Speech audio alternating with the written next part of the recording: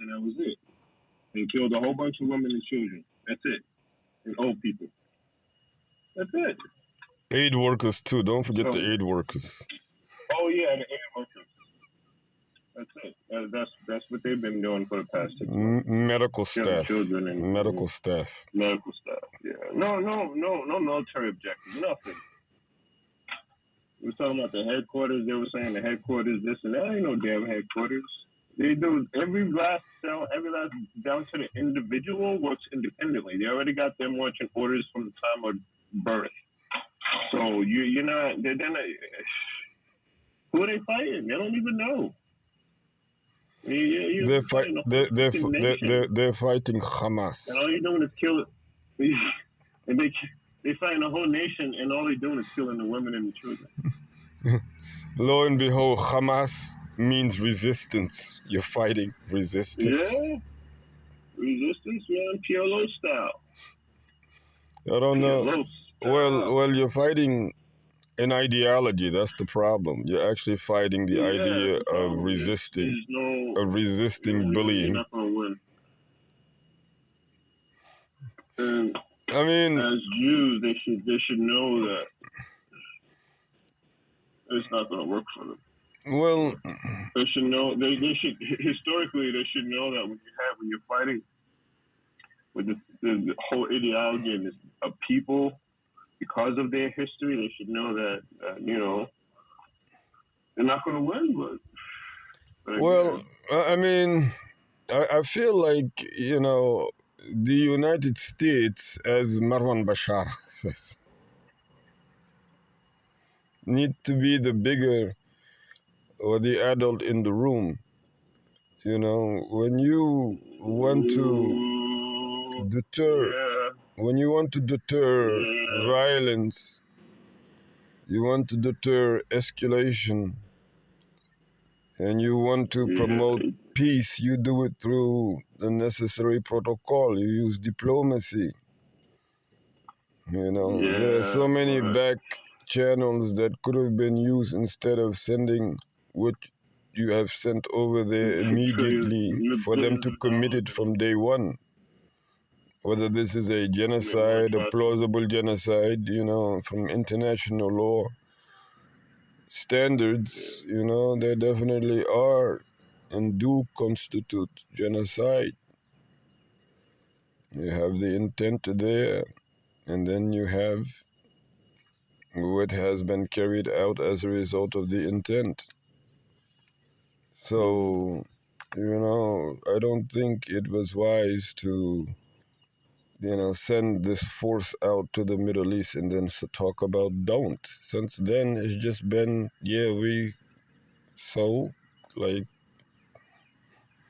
that meant nothing, Now, in a matter of hours, I guess, whether or not it's going to escalate or de-escalate, we will tell from there. Well, at this point right now, it's escalating by the minute. There's no de-escalation.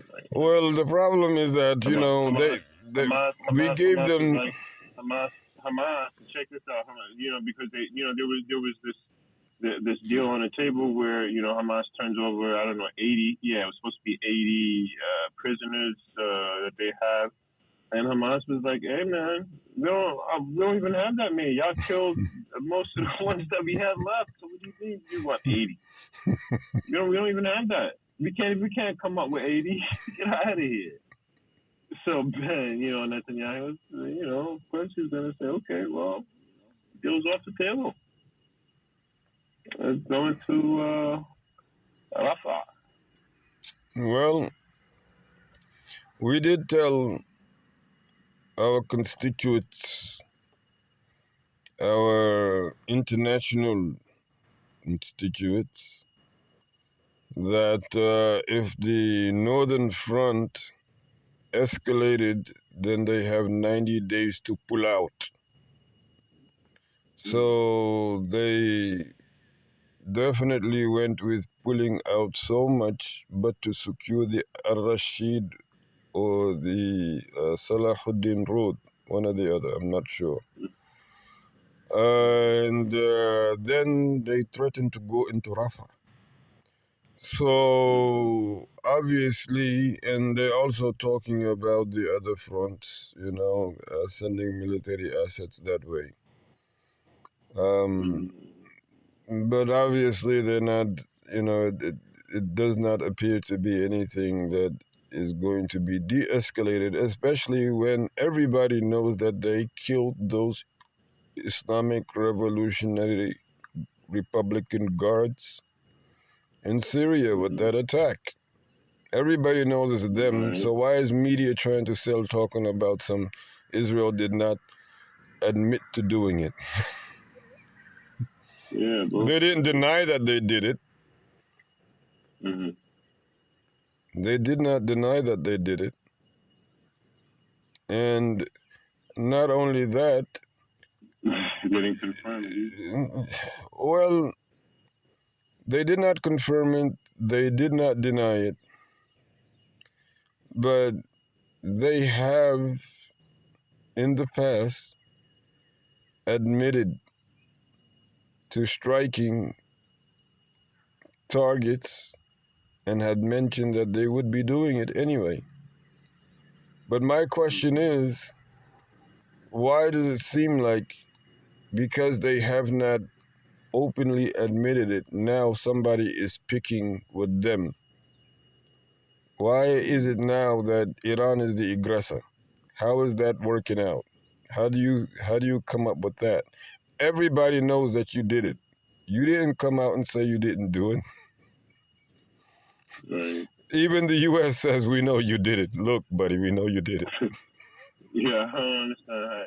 Yeah. But despite all of that, now you're claiming to be like, oh look, we're being attacked. It's like again, the analyst Marwan Bashar. Yeah. It says that it has this, we are so powerful, and in the region we are the superpower in this region, the Middle East. So and then also play the victim at the same time. Well, we're also delicate people because we suffered from not the Mid-Atlantic slave trade. No, not that, which really was the biggest atrocity in human history. No, not that. No. The Mid-Atlantic? Yeah, the slave trades. That right there, brother.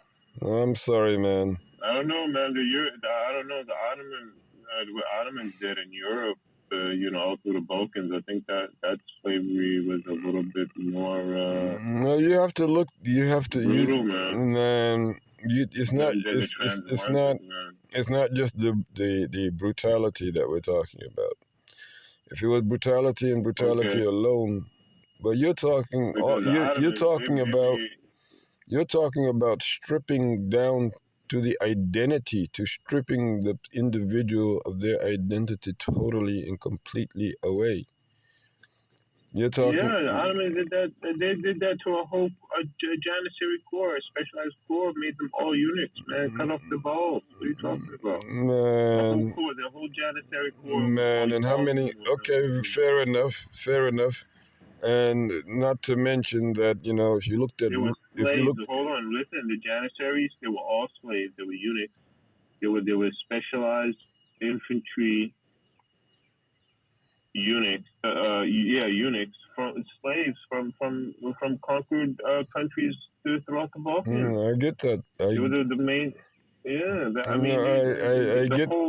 I get that. So you're talking about... There's no slave trade that was worse than the European slave. It's not just it's not just a slave trade situation again. It's not just the brutality. You're talking numbers. You're talking millions that really drowned just being brought over here. You know how many millions drowned? Right. Yeah, exactly. So you have to be realistic here. Yeah.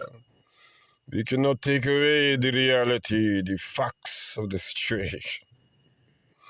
And when that is solved, when we solve this, this piece of the puzzle, then we'll be able to deal with the other parts of the world. But we need to solve this for the people here. In the United States of America, the situation is dying.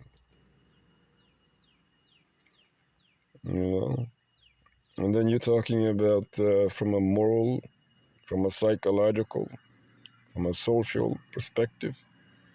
Man, it hunts us into this very day, and it'll continue to hunt us until Jalla Jalaluhu's decree comes to pass. That's all there is to it.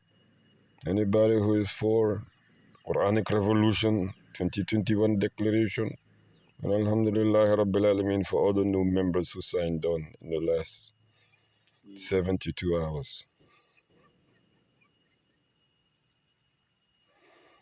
But that's the reality of the matter.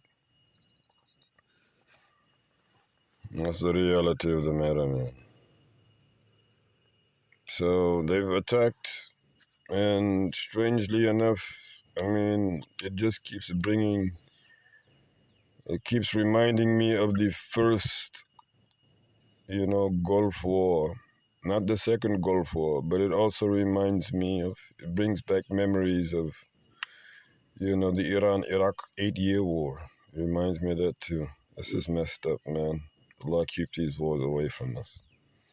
There is no other reason to be fighting a war other than to bring the peace. أشهد أن لا إله إلا الله أشهد أن محمد رسول الله